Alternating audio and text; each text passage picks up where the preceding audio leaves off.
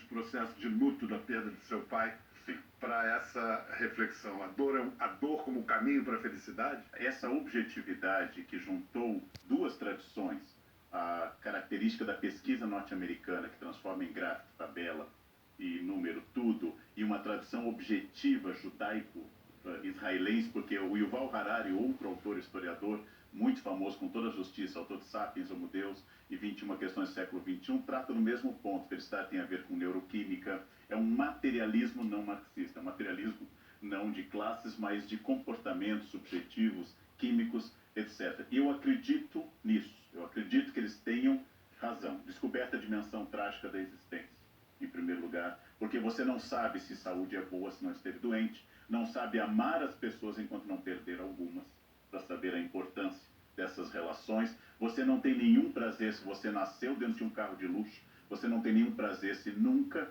bateu o frio da necessidade na sua existência. Então, eu concordo com ele como modelo. Nós podemos falar de uma felicidade, faça exercício físico, tenha relação com pessoas concretas, mas grande parte da infelicidade humana vem das relações concretas em família. Muita gente é infeliz no Natal quando tem relações cara a cara com quem gosta e sai de lá depressivo daquele Natal. Quando você cita o Natal, eu me lembro, Natal, Ano Novo, Carnaval, alegria com data marcada. Essa é uma contradição. Ruim, né? Não dá, né?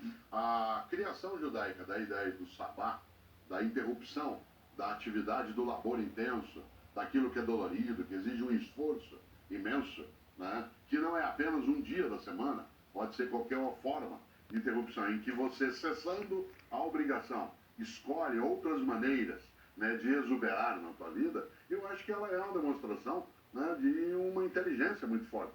Se você estivesse, digamos, em férias, em sabático o tempo todo, você não aproveitaria, porque você não teria a percepção da ausência daquilo. Só é bom o final de semana porque ele não é contínuo. Aliás, algumas pessoas, depois de um tempo, de uma parada extensa, começam a sentir algum tédio. Pessoas da área de filosofia não, porque a gente inventa, né? Quando você está parado, começa a criar livros, por exemplo. Como no poema de Manuel Bandeira, celebrando o milagre da vida, termina dizendo: bendita a morte, que é o fim de todos os milagres.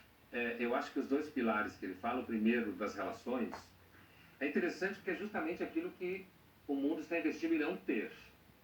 Se tem cada vez menos filhos, ou não se tem filhos nenhum, ou as relações são extremamente rápidas, o mundo é bastante narcísico. Eu me refiro principalmente ao mundo que se dá bem. Então, eu acho interessante que se descubra que as relações são uma coisa fundamental para a felicidade, quando, na realidade, não ter relações durante muito tempo, um pouco mais sólidas, como diria o Bauman, é uma das formas que as pessoas, inclusive jovens, cada vez mais tentam. Brincam muito de que ama todo mundo, mas, na verdade, é muito difícil você conseguir amar uma pessoa. E a segunda, que ele fala sobre acolher a infelicidade, também como importante para a experiência da felicidade, e me parece que também é um outro problema, porque assim como a nossa tendência hoje é não acolher relações reais, é bonito falar das relações, outra coisa é suportá-las, a gente também não acolhe a infelicidade. Na verdade, a gente tem uma declaração de guerra com a infelicidade. E a Como assim? declaração de guerra no sentido de você tomar remédios, você procurar fórmulas de fazer você se sentir bem. De ser feliz na marra. O tempo inteiro. Então, assim, inclusive muita saúde, muita alegria. Histéricos. E no sentido assim, quase científico, de achar uma Excel existencial. Então, assim, eu acho interessante que ele tenha apontado, no final da fala dele aqui que a gente viu, dois elementos que seriam chaves para a felicidade, são justamente dois elementos que não fazem parte da cultura dominante, ou digamos assim, dos targets existenciais. A gente quer produzir filhos. Eu costumo dizer assim, quando a gente ouve frases do tipo, o jovem ideal, esse jovem provavelmente já está tomando antidepressivo. Você quer fazer um jovem ser ideal, ter bons sentimentos o tempo inteiro, somar ao mundo o tempo inteiro, esse já é um desgraçado. Agora, a boa companhia... Já é um desgraçado. A boa companhia nos faz bem. Eu acho que você, eu, qualquer pessoa, se sente feliz quando está naquilo que se entenderia como uma boa companhia. A boa companhia é aquela que te dá vitalidade, né? E ela não precisa ser alguém até das suas relações do cotidiano. Quantas vezes, em algum momento da vida, a gente encontrou alguém em algum lugar com quem você partilhou um café no balcão, cotovelo com cotovelo, ou até um copo de cerveja, para quem aprecia. Mas há momentos também que estar sozinho deixa feliz. Eu falava antes da bicicleta, uma das minhas memórias mais felizes é quando eu andava deslocadamente de bicicleta sem ninguém, né, solto, com a noção de uma liberdade imensa. Eu tenho memórias felizes em relação a isso. Eu queria não ter de ir para algum lugar, mas queria ter um lugar para guardar a bicicleta e onde eu pudesse voltar. Esta lógica, né, do encontro consigo mesmo, o encontro com os outros, ele nos deixa felizes, mas não o tempo todo. Né? Claro, né? Como o Karnal lembrou, quer dizer, há pessoas que, não nos encontrando, nos dão alegria imensa. Né? Nesse sentido, o contrário também é verdade. Mas essa história da bicicleta, porque pedalando você estava produzindo endorfina. Sim. Olha só. Nem sempre. Agora, o que é espantoso é o Brasil, que sempre se orgulhou, se gabou de ter vocação para alegria. Segundo o nosso estudioso ali, as redes sociais esculhambaram isso. São solidões que dialogam, não é palavra, né? Solidões que trocam mensagens. Que se conectam, sem conectam, necessariamente terem uma relação intensa. Há uma conexão. Tal como eu estou com um monte de gente dentro do ônibus ou no metrô, e nem por isso nós estamos juntos. Nós somos apenas no mesmo lugar. É muito comum se falar mal das redes sociais. No entanto, as redes sociais, como toda ferramenta, elas são uma ferramenta. Então, assim como elas desorganizam a democracia para alguns, que está bem na ordem do dia se apontar, produz populismo, polarização. As redes sociais, elas trazem uma capilarização, uma acessibilidade. Nós três aqui somos exemplos do efeito das redes sociais. Então, eu acho que a gente tem que tomar cuidado. Quando ele fala que as redes sociais produzem infelicidade, eu não tenho dúvida que em alguma medida, se você tem que pôr no Instagram que você está mais feliz do que você está, isso vai gerar infelicidade. Então, a minha suspeita é de que o que nas redes sociais produz infelicidade é o aumento da demanda da mentira que acontece nas redes sociais. E a demanda da mentira está em toda parte, não só nas redes sociais. Mas as redes sociais, elas são importantes para produzir uma capilarização de conteúdo que nunca existiu. E isso, em alguma medida, também é muito bom. Você tem uma coisa muito contida com as redes sociais, você atua no Instagram, mas não está no Twitter. Já o Pondé caiu de boca. Né? Assim, mas é uma relação safe sex. Sempre com camisinha. Não camisinha, com cuidado da tabelinha. É assim... Tabelinha é uma coisa cristã, antiga. Vamos falar disso. A religião pode ajudar, ou ajuda, as pessoas de fé são mais felizes? Você sabe que uma parte delas, sem dúvida.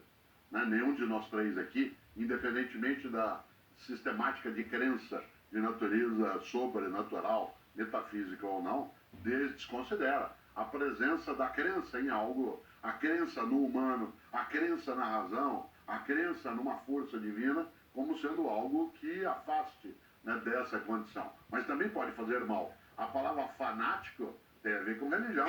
Fano significa o seguidor, né, de algo, de alguma religião. E nesse sentido, claro, a religião pode contribuir, né, para uma expressividade daquilo que ilumina, que exubera, como também pode ao contrário. Quando nós falamos há pouco sobre o sofrimento, pode até induzir a abertura da felicidade.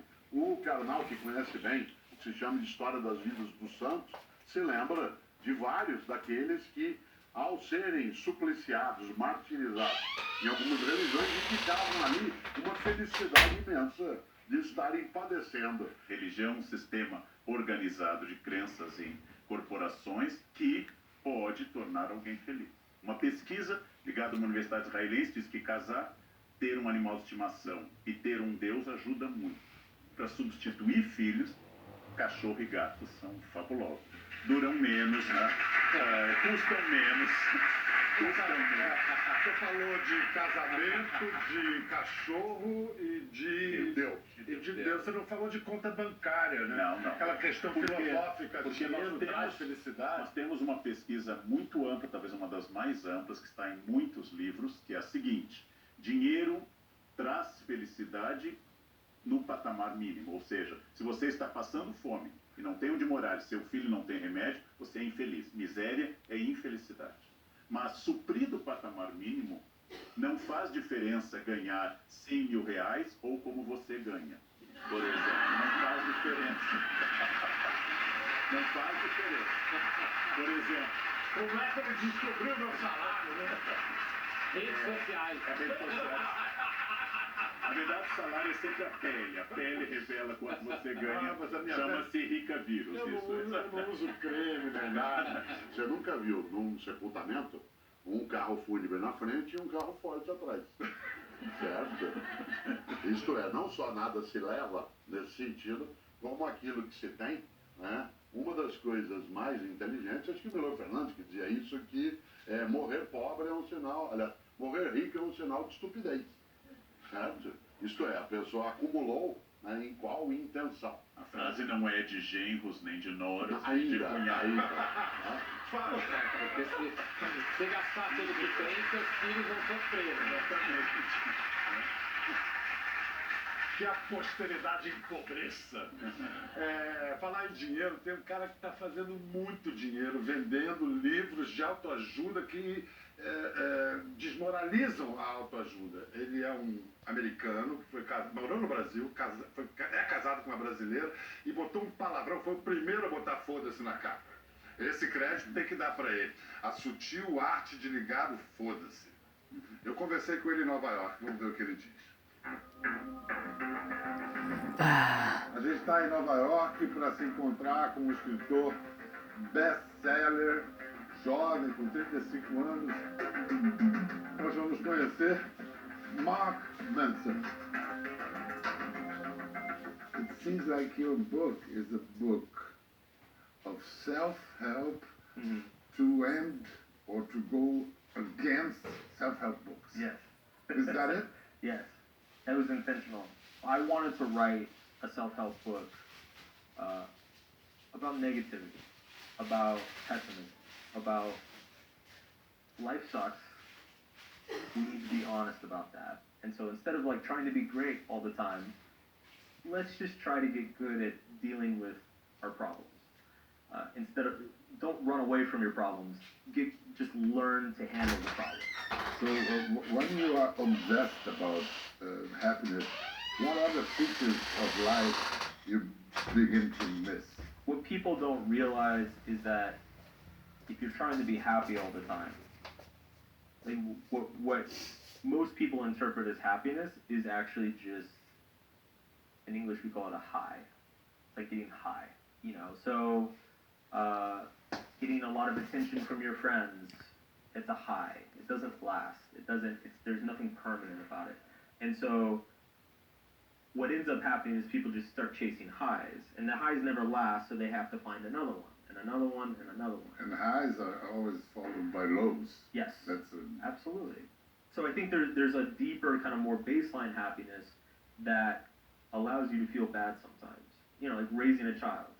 You know, if you ask any parent, one of the things they're most proud of in life is raising a child.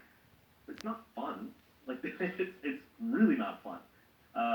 There's like really bad moments, but it's worth it, you know? And so I think what's more important to ask is find those bad moments that are worth it, rather than just chasing good moment after good moment after good moment. Can we call your Brazilian lady your Brazilian wife? Claro, por favor. Por favor.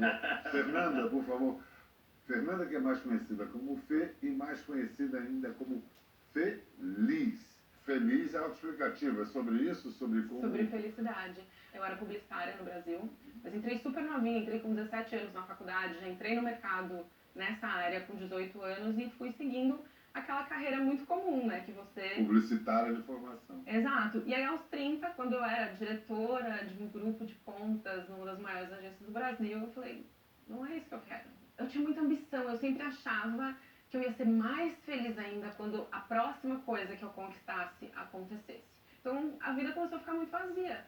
Falei, legal, ganhei o dinheiro que eu queria ganhar, estou fazendo as coisas que eu queria fazer, mas e aí, onde está a felicidade que eu sentia nas pequenas coisas, nessas pequenas conquistas que antes me faziam muito feliz?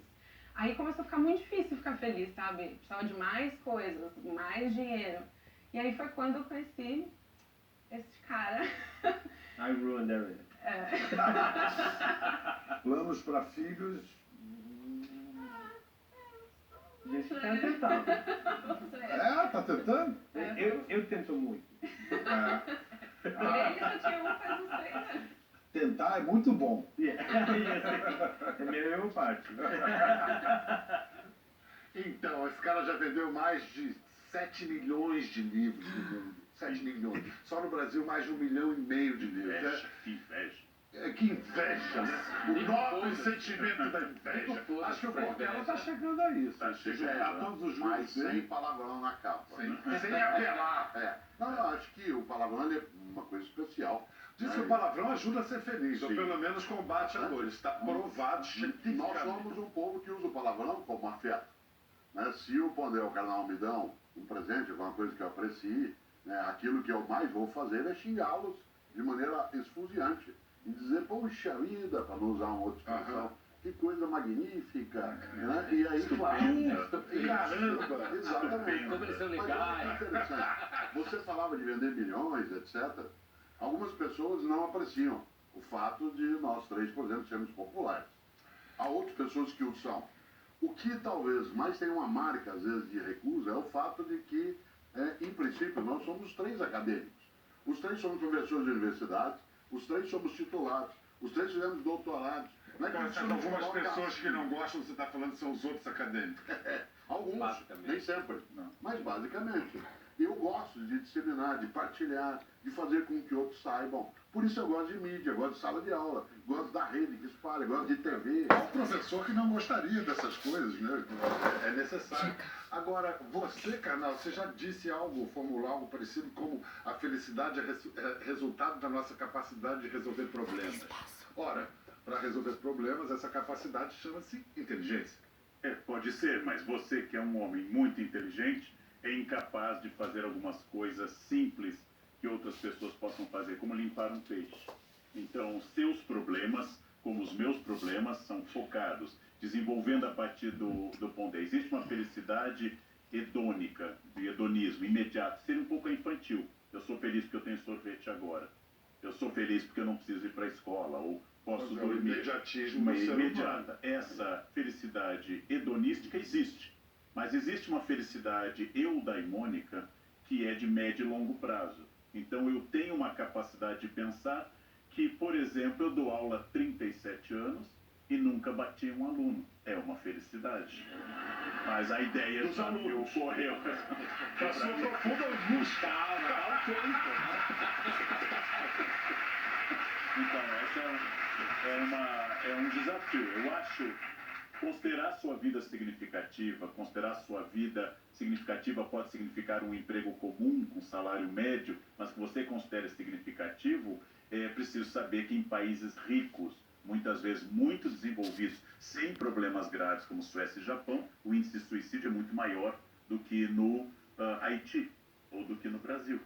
Eu gosto Então, muito disso que o Carnal está falando. Quando a gente observa a noção de uma potência de viver, a ideia para mim de felicidade está conectada à noção de vitalidade. Quando você sente que a vida vale. É claro que a expressão nossa é vale a pena, né? Porque de fato há uma Vale a pena. dor. Né? Há circunstâncias que não são contínuas em que a vida vale. E que permite, inclusive, a você imaginar que ela vale exatamente porque esses momentos eles vêm à tona e eles não são contínuos. Eu brinco, inclusive no livro, uma pessoa que fosse feliz o tempo todo, ela não seria feliz, ela seria tonta, né? Porque ela não teria entendido a vida. Escuta, uma pergunta para os 3. Quero saber quando vocês foram mais felizes na vida. Guardem as respostas para instantes depois de um feliz intervalo. Feliz para os anunciantes, naturalmente. A gente volta em instantes.